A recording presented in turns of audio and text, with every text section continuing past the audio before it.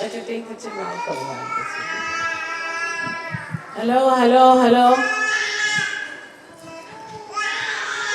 I think better take them out for a while. They didn't like. Stop.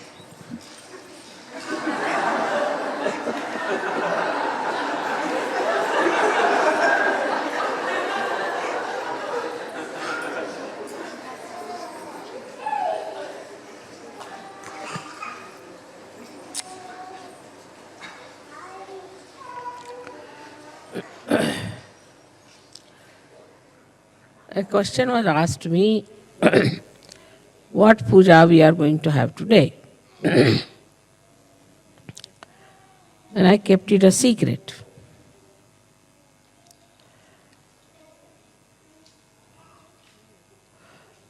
Today, we should worship the Paramchaitanya, the all-pervading power of God's love.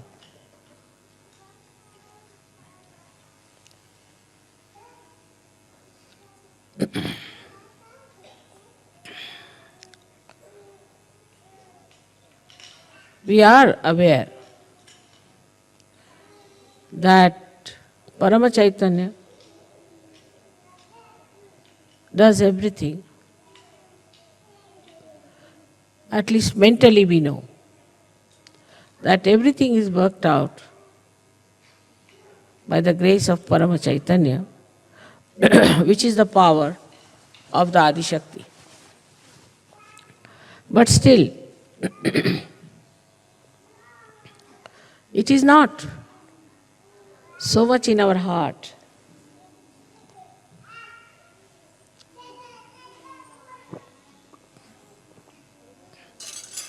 So much in our attention.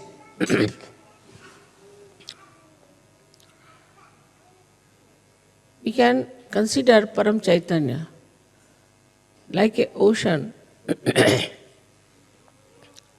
like an ocean which contains everything within itself. Everything, all the working,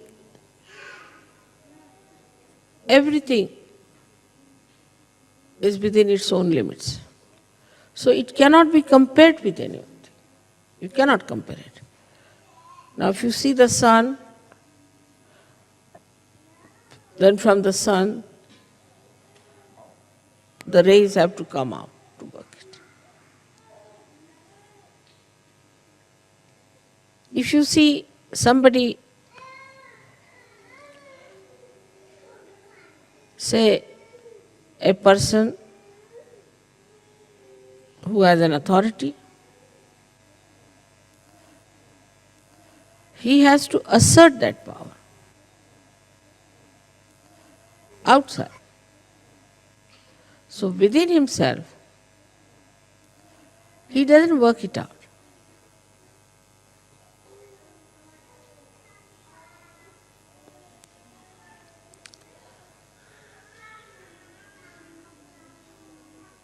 Say for example, if there's a seed, and inside the seed only the tree grows and the fruits come out and then they are sold and people eat it and everything is inside that seed,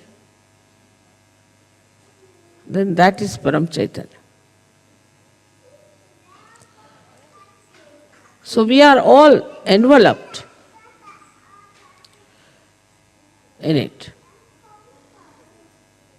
And only the waves that we see, and we are on the waves, so we see it as dislocated, separated. Like we feel, this is Germany,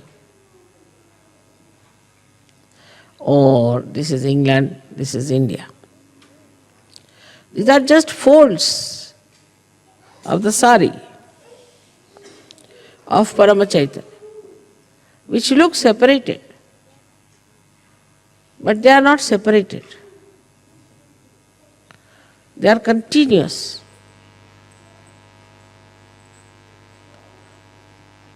So the connection is absolutely complete.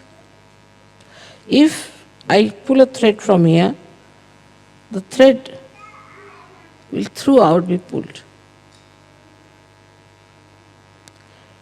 In the same manner, this Paramachaitanya is working within itself.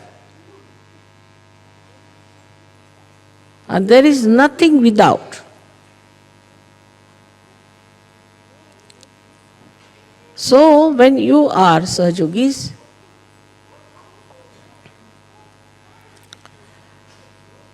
it pays special attention to you.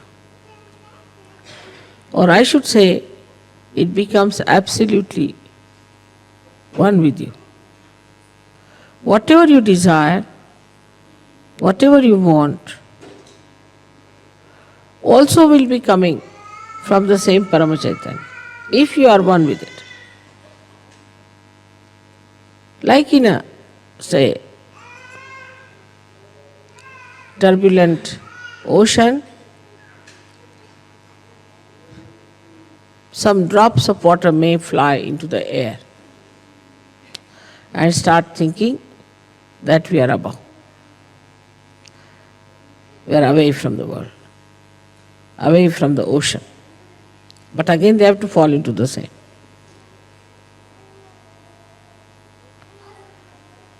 So this formless energy, which has all the intelligence, all the coordination, all the organizations, all the computers, all the televisions, all that you can think of communication and of governing, of administration, and above all, it is the love. It is the love of God and love of your mother.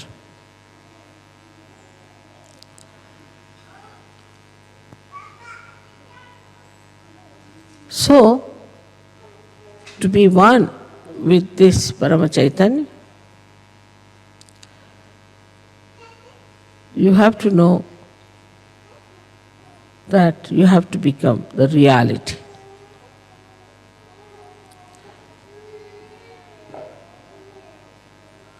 For example, if you take a photograph of mine sitting here, maybe my photograph might give you living vibrations, all right. Though it's a photograph.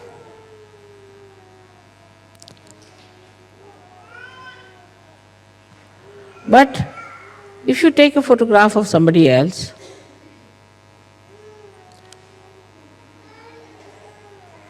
it will not work out Sahaja Yoga. The reason is that somebody else has not become the reality. It's like any other painting you see. Supposing we see a painting where it is raining. This rain does not nourish the flowers, He does not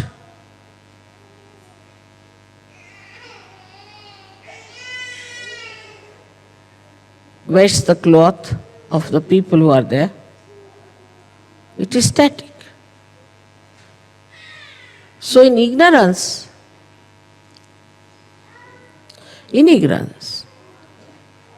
we just have the picture which is static about reality. And that is the reason why we think we can work it out, ourselves, everything. If somebody says that I see this picture, all right, and I'll make the rain as a real thing, you cannot. Try anything. Put whatever color you like. It will appear with effort, but it will not have the capacity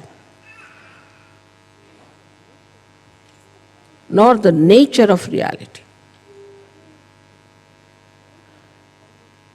So human beings always deal with unreal things, thinking they are doing something great.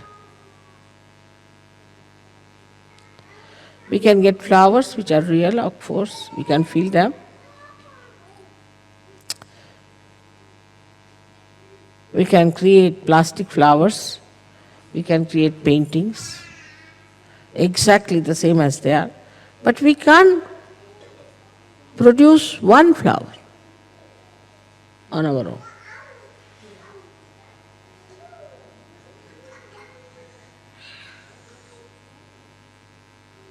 We'll have to go to reality. Is that the Mother Earth is going to produce it,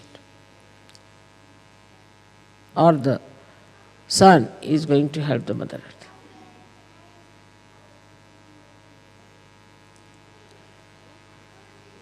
So all of you Sajogis have to know that in reality you do not do anything and everything is done by Paramchaitanya. This is the difference between a non-Sahajogi and a Sahajogi. A non-Sahajogi does not know. And even if he knows, this is not the truth in his heart. It's not a part and parcel of his being. But a Sahajogi knows that reality is Paramachaitanya and it is reality that works out everything. And then this reality is the divine love. We always separate love from action. To us, love means some sort of a mad behavior towards a person. It has no technical know-how, how to love. It works without any understanding. When we love somebody, we don't know. What do? We think we love you. Tomorrow we start saying, I hate you. So how can it be love?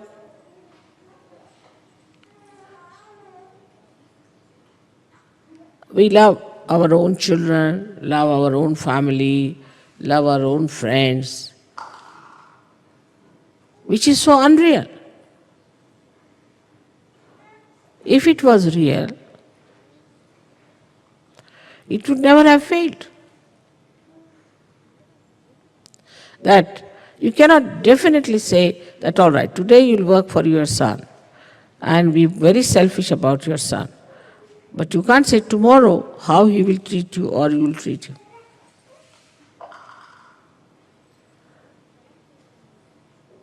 But Param Chaitanya knows. It knows how to express its love. Not only that, but it's an eternal feeling of love, which may change its hue, color,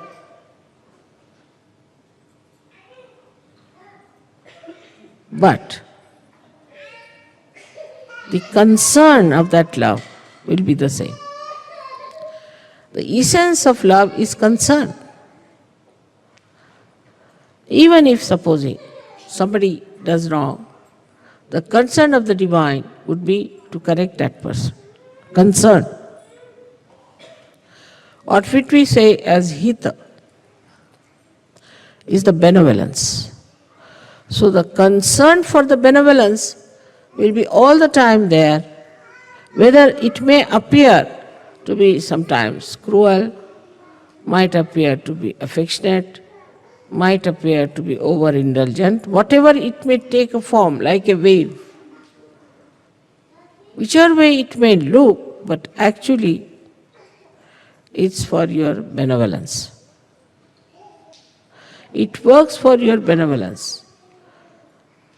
Not only your benevolence, but the collective benevolence. And it knows very well what is to be done, how it is to be worked out. It does not have to go and learn from anywhere, because the complete knowledge of all this know-how also within itself. It's such a storage of wisdom, knowledge and love. So it does not deviate. Once you become a Sahajogi, the concern for your benevolence is all the time there. Whether you are punished or not is a different point. Some people might get a job. Some people will not get a job. With some people it will work out this way. With some people it will not work out that way. Then one may say that how is it? This Param Chaitanya is behaving like this. It's all for your correction. It's a big churning. Whatever works out for your correction and is for your benevolence, if you understand this point, then you'll never be disappointed in your life.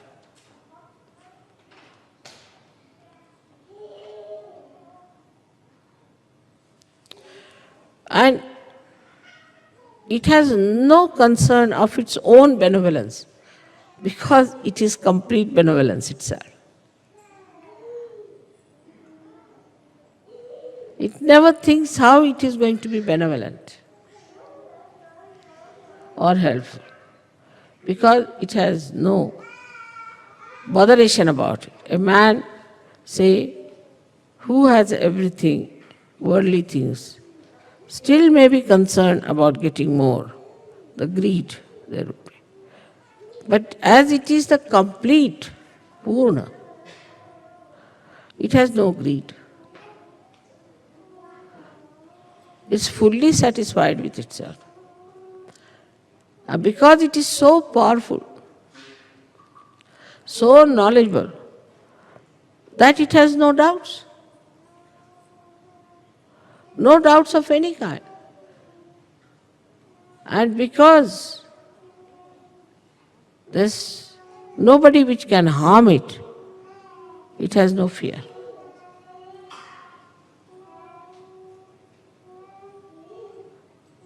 And you all have now felt that Parama Chaitanya should give you a complete, fearless life, a peaceful life, and a joyous life. Like a child who finds his mother, then he stops crying. No more. Now he's found his mother. In the same way you have found Paramchaitanya and the connection within.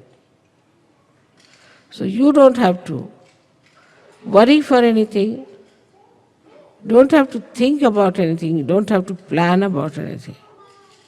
Only thing is you have to jump into it. Just jump into it. And know that you have become part and parcel of the reality. This, if you have understood, I think we have done a big job. Now we are in Germany, and you know, in Germany, there have been people who have tried to shatter the hopes of human beings. But even that happening, that took place, all those horrible things happened, that so many people died. Of course they are born again, no problem. And such problems came up that they were thinking that the whole world will be finished.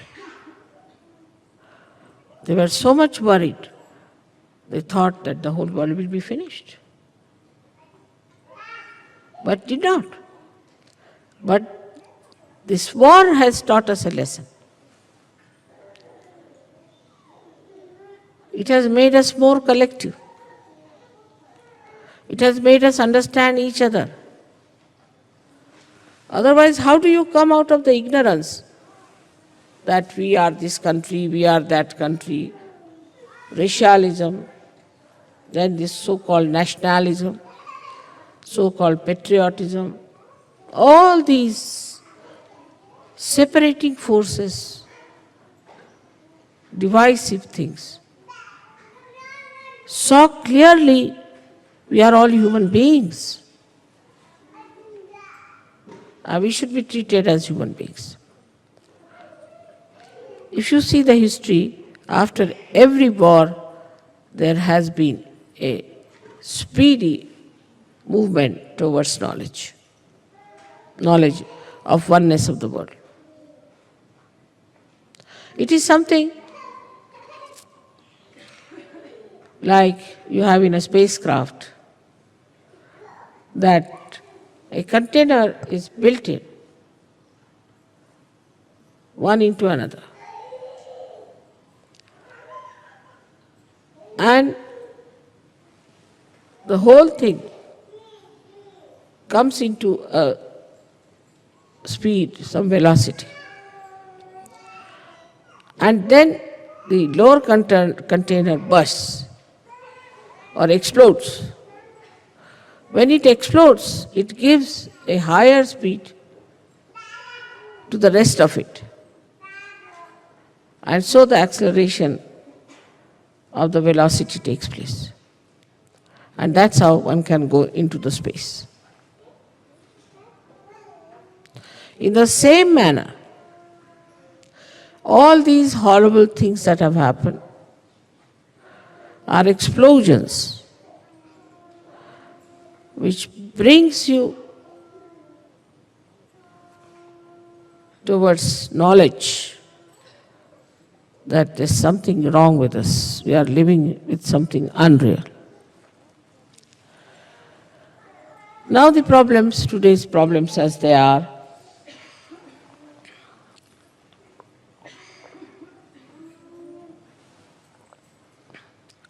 like ecology problem, AIDS, drugs, all these modern problems and poverty. If you see it like a witness, you will see these are quite shocking. These are very shocking things. And all these shocking things should really shock our mind.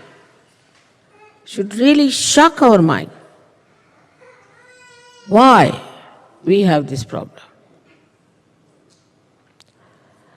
And these problems, some of the stupid leaders think that we can solve by making more money. We can protect ourselves from ecology if we have more money.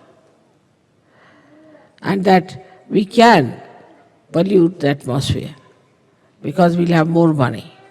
And then we can protect ourselves so that everybody will have to have a mask moving about all over the place.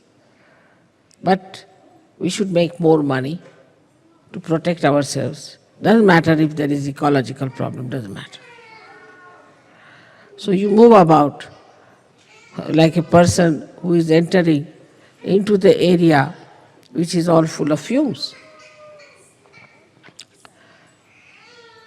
All these stupid ideas come up because they do not see that what is human dignity is. That human beings are above everything else, above machinery, above all material things of the world. They will not talk that will balance the machinery, no. But what they will talk, that will make man a greater slave of the machinery because he must have money, he must have more money, and with this more money, we can protect ourselves against this ecological problem. It is absurd. But if you understand the human dignity, then you have to understand that as a human being, we have to take a very positive, wise step to stop all the nonsense we have been doing.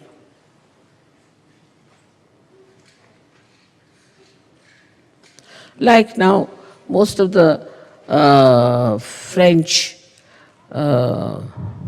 shores, the beaches are polluted naturally because they started a funny thing called holiday making on the seashore. So this is the result. Now do what you please. You cannot do all that. It has stopped. So instead of, the human brain is such, instead of understanding that we have done something wrong, oh, they will say, we will start some new method of cleansing this. They will never condemn what has gone wrong with them, that they have become so addicted to this kind of a funny life that they have on the seashores. Now AIDS, you'll be amazed that in America, why?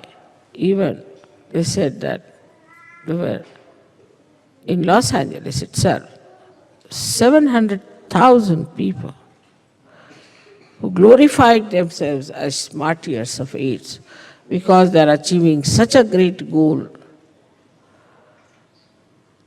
of leading a life which is nonsensical, as if like a big revolution. And thinking that they are very, very great revolutionaries, great people, that they are supporting these AIDS disease and glorifying it. Can you believe that this kind of assertion will be accepted? People only laugh at it. But everything is so money-oriented. They like to advertise it. They want to talk about money help. They want to say that this is happening because if they had more money, they would have taken more drugs. Because they have no money, that's why they are thieving. So we must give them money so that they can take drugs. Or they can take to this kind of life.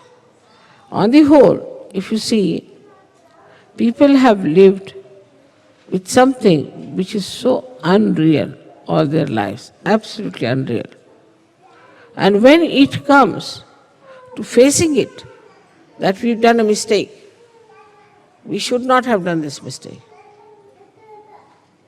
then they retreat and take another glorious image, artificial and unreal, saying that, oh, we are great, we are martyrs.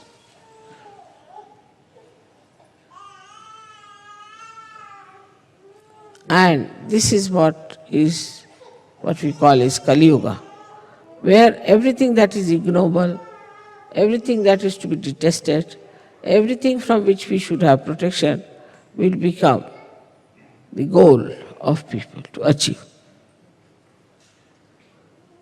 I hope you have understood that the all-pervading power around us is the one that is doing Sahaja Yoga, is the one that has brought you to Sahaja Yoga, and is the one who has given you blessings, is Paramchaitanya,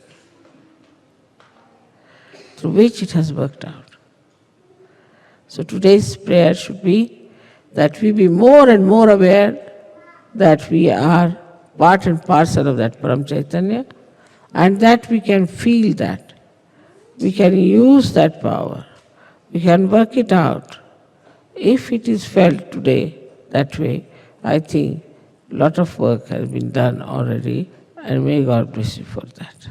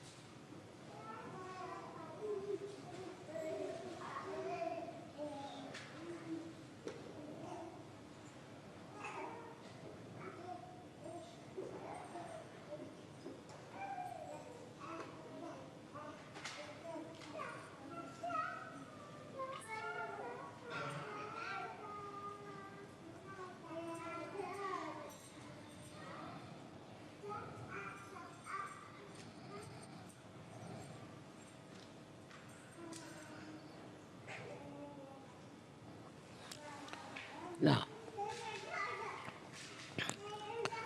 so when you are doing this puja, please remember that you are worshipping me as Paramchaitanya. And so, you have to just think that you are dealing with reality itself.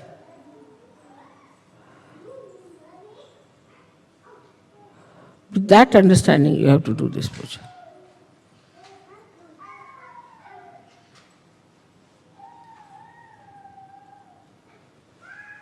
May God bless you.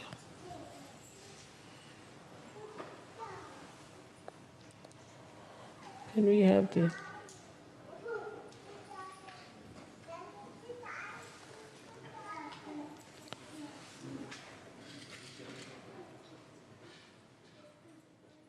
talking?